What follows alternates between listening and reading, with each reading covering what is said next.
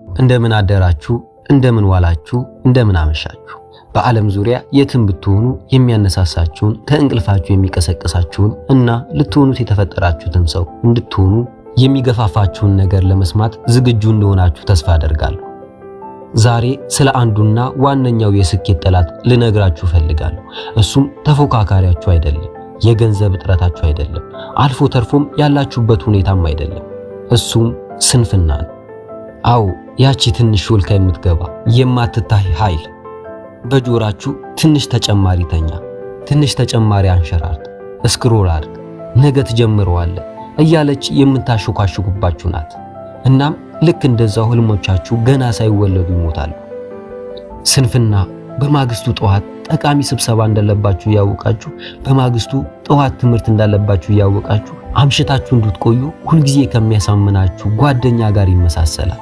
በሰዓቱ አስደሳች ይመስላል፣ በኋላ ግን በየሰከንዱ ትጸጸቱበታላችሁ። ስንፍና ልማድ ብቻ አይደለም፣ በጸጸት ባመለጡ ዕድሎችና ባልተሳኩ ዕቅዶች የሚከፍላችሁ የሙሉ ሰዓት ሥራ ነው። የሚጀምረው በትንሹ ነው። አንድ የማላዘኛ ስኑዝ በተን ቁልፍ በመጫን፣ አንድ ሥራ በመዝለል፣ አንድ በኋላ አደርገዋለሁ በማለት እናም ሳታስቡት በምክንያቶች ወይም በሰበቦች ዙፋን ላይ ተቀምጣችሁ ሕይወታችሁ ለምን እንደማይቀየር ታስቦታላችሁ። በሌላ በኩል ስኬታማ ሰዎች እዛ ውጪ ሥራቸውን እየሰሩ መስዋዕትነት እየከፈሉና ሽልማቶቻቸውን እያረጋገጡ ነው። እስቲ አስቡት፣ አንድ ሰው በማህበራዊ ሚዲያ ላይ ለ8 ሰዓታት ያለማቋረጥ እያንሸራተተ ቆይቶ በድንገት ሚሊዮኔር ሲሆን ለመጨረሻ ጊዜ እያያችሁት መቼ ነው? ነገር ግን በማለዳ የሚነቁ እርምጃ የሚወስዱና በስነ ስርዓት የሚቆዩ ሰዎች እነሱ ናቸው ታላቅነትን የሚያገኙት። እናም ዛሬ ስንፍናን እናገለዋለን። በድግስ ላይ እንዳለ ያልተፈለገ እንግዳ ከህይወታችሁ እናባርረዋለን። ምክንያቱም እናንተ ስንፍናን ካላስወገዳችሁ እሱ የወደፊት ህይወታችሁን ያስወግደዋል። እስቲ ይህ ስንፍናን የሚሉት ነገር በቀላሉ እንኳን እናስወግደው። ሰዎች ብዙ ጊዜ የስኬት ሚስጥሩ ምንድነው ብለው ይጠይቃሉ። እናም በእርግጥ ሚስጥር አይደለም። ሰነፍ ሰዎች ለማድረግ ፈቃደኛ ያልሆኑትን ነገር ማድረግ ብቻ ነው። ሰነፍ ሰዎች እንደ ፕሮፌሽናል ሰበብ ፈጣሪዎች ናቸው። ጊዜ የለኝም ይላሉ። በእርግጥ ይሄ እውነት አይደለም። ነገር ግን የምትወዱትን ፊልም 5 ሲዝኖችን ከመክሰስ እረፍቶችና በልብ ወለድ ገጸ ባህሪያት ላይ ከባዶ ስሜታዊ ኢንቨስትመንት ጋር ለመከታተል ጊዜ አላችሁ። ገንዘብ የለኝም፣ ነገር ግን በተወሰነ መልኩ ውድ ቡና፣ የቅርብ ጊዜ ስልክና የሚወጣውን እያንዳንዱ አዲስ ስኒከር ለመግዛት በቂ ገንዘብ አላችሁ። እንዴት እንደምጀምር አላውቅም፣ ነገር ግን ሌሎች ሲሳካላችሁ የሚያሳይ የዩቲዩብ ቪዲዮዎችን በመመልከት ሰዓታትን ታሳልፋላችሁ። ስንፍና አጭበርባሪ አርቲስት ነው። እውነታው ግን ዝም ብላችሁ ተቀምጣችሁ ምንም ሳታደርጉ ምናልባትም ሶፋ ላይ የመቀመጥ ክህሎታችሁን ከማዳበር ውጪ የሆነ ነገር እየሰራችሁ እንደሆነ ያሳምናችሁ። ወንድሜ ስኬት እኮ አስማት አይደለም። አምፖል አሽቶ ጂኒ ወጥቶ እንኳን ደስ አለ የህልምህ ህይወት የውልህ እንደሚለው አይደለም ወዳጄ። ስኬት በየቀኑ የሚደረጉ ተከታታይ ጥረት ውጤት ነው። ከእንቅልፍ መንቃትና ከምቾት ይልቅ እርምጃን ከማዘግየት ይልቅ እድገትን መምረጥ ማለት ነው። ስንፍና የኦሎምፒክ ስፖርት ቢሆን ኖሮ እያንዳንዶቻችሁ የወርቅ ሜዳሊያ አሸናፊዎች ትሆኑ ነበር። ነገር ግን አንድ ነገር ልንገራችሁ፣ አልጋ ላይ መተኛትና ስልክ ማንሸራተትን ስክሮል እያደረጉ መዋልን ጥበብ አድርጎ በመካን ማንም ሰው ሀብታም አልሆነም፣ ጤናማ ወይም ስኬታማ ሆኖ አያውቅም። በህይወት የሚያሸንፉት ሰዎች ሰበብ ማብዛትን የሚያቆሙ፣ እቅድ ማውጣት የሚጀምሩና በእርግጥም የሆነ ነገር የሚያደርጉ ናቸው። ስለዚህ በሚቀጥለው ጊዜ የለኝም ስትሉ ራሳችሁን ስትሰሙ ጊዜ እንዳላችሁ አስታውሱ። ብቻ በማይጠቅም ነገሮች ላይ ብቻ እያጠፋችሁት ነው። እናም ወዳጄ እውነተኛው የስኬት ሚስጥር ይሄ ነው። አንድ ታሪክ ልንገራችሁ። የአሊባባ ባለቤት ጃክማን አሊባባን ከመጀመሩ በፊት ገንዘብ፣ ትውውቅ ወይም ግንኙነትና የቴክኖሎጂ ዳራ አልነበረው። ተራ አስተማሪ ብቻ ነበር።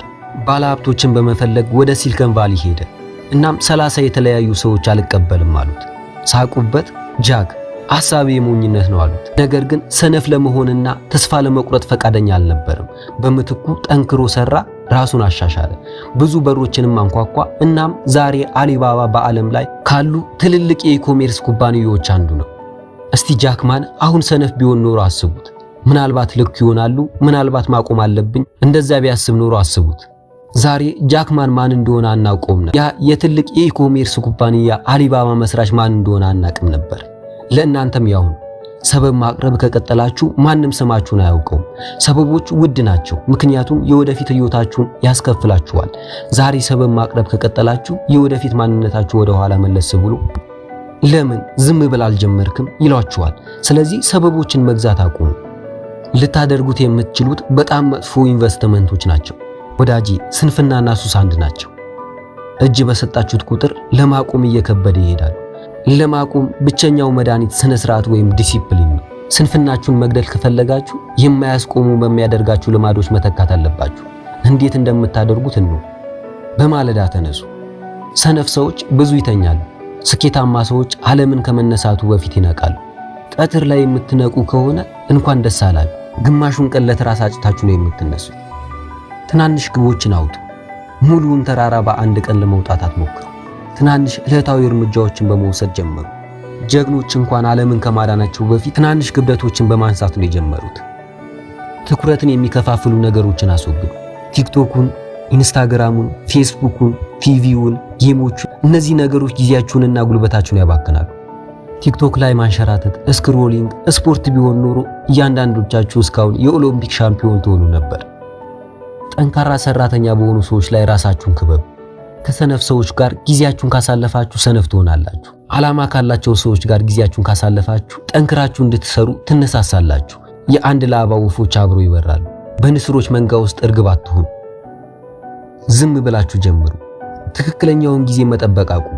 ፍጹም የሆነ ጊዜ የለም። ለመጀመር በጣም ጥሩ ጊዜ አሁን ነው። ዝግጁ ሆኖ እስኪሰማችሁ ድረስ የምትጠብቁ ከሆነ ምናልባት መክሰስ በእጃችሁ ይዛችሁ ለዘላለም ትጠብቃላችሁ። ታውቃላችሁ፣ ስንፍና ያስቃል። ምክንያቱም ሁልጊዜ ተመሳሳይ ሰበቦች አሉት። ሰኞ ጀምራለሁ፣ ግን ሰኞ መቼም አይመጣም። ነገ የአካል ብቃት እንቅስቃሴ ያደርጋለሁ። ነገር ግን ነገ የምታደርጉት ብቸኛ ሩጫ ወደ ፍሪጅ ብቻ ነው። ብዙ ሰዎች ለማንበብ እኮ ጊዜ የለኝም ይላሉ። ነገር ግን ስልካችሁ ቢፈተሽ ሰዎች ሲጨፍሩ የሚያሳይ የቲክቶክ ቪዲዮዎችን በመመልከት 5 ሰዓታት እንዳሳለፋችሁ አያለሁ። ጊዜ ያላችሁ ነገር ግን ታባክኑታላችሁ። እና ጊዜ መቼም ቢሆን መልሳችሁ ልታገኙት የማትችሉት ብቸኛ ነገር ነው። ስለ ስንፍና ሌላ የሚያስቅ ነገር ልንገራችሁ። ሰነፍ ሰዎች ሁል ጊዜ ደክሟቸው እንደሚያውቁ አስተውላችኋል? ቀኑን ሙሉ ምንም ሳያደርጉ ይውሉና በጣም ደክሞኛል ይላሉ። ከምን የተነሳ ደከማቸው? ስለ መስራት በማሰብ ስልካችሁን በማንሸራተት። ስንፍና ስራ ቢሆን ኖሮ እኮ አንዳንድ ሰዎች አሁንም ቢሊኒየሮች ይሆኑ ነበር። ስንፍና ህልሞቻችሁን ይሰርቃል። እናንተ ገና ሳታውቁት ወደ ህይወታችሁ ሾልኮ በመግባት እድሎችን የሚዘርፍ ጸጥተኛ ሌባ ነው። ሀብታም መሆን እፈልጋለሁ ትላላችሁ፣ ግን እንደ ሀብታም ሰው እየሰራችሁ ነው። የፋይናንስ ስኬት እንዳገኙ ሰዎች ታጠናላችሁ፣ ኢንቨስት ታደርጋላችሁ እና ሰዓታችሁን ታጠፋላችሁ። ስኬት እፈልጋለሁ ትላላችሁ፣ ግን መስዋዕትነትን ለመክፈል በስነ ስርዓት ለመቆየትና ስኬታማ ሰዎች በየቀኑ የሚያደርጉትን ለማድረግ ፈቃደኛ ናችሁ? ይህ ካልሆነማ እናንተ ዝም ብላችሁ እያለማችሁ ነው እንጂ እየፈጠራችሁ አይደለም። አንድ ኃይለኛ ነገር ልንገራችሁ። ለመጀመር በጣም ጥሩ ጊዜ ትላንት ነበር። ሁለተኛው ምርጡ ጊዜ ግን አሁን ነው። በጠበቃችሁ ቁጥር ህልማችሁ እየራቀ ይሄዳል። ዛሬ ጠንክራችሁ በሰራችሁ መጠን ነገ ህይወታችሁ ቀላል ይሆናል። ዛሬ የሚደረግ እያንዳንዱ ሰዓት ጥረት ወደፊት ወደሚገኘው ሽልማት ያደርጋል። ከእናንተ በቀር ማንም ህልሞቻችሁን እውን ሊያደርጉ አይችልም። አምርን መጠበቅ ወይም ማንም መጥቶ እንዲገፋፋችሁ መጠበቅን አቁሙ። ስኬት በእጃችሁ ነው ያለው። ስንፍና ለባከና አቅም ወይም ችሎታ ቁጥር 1 መንስኤ ነው። ስንት ሰዎች ተሰጥኦ፣ ሐሳብና ህልም እያላቸው ስንፍና በአንድ ቦታ ተቀርቅሮ እንዲቀሩ አድርጓቸዋል።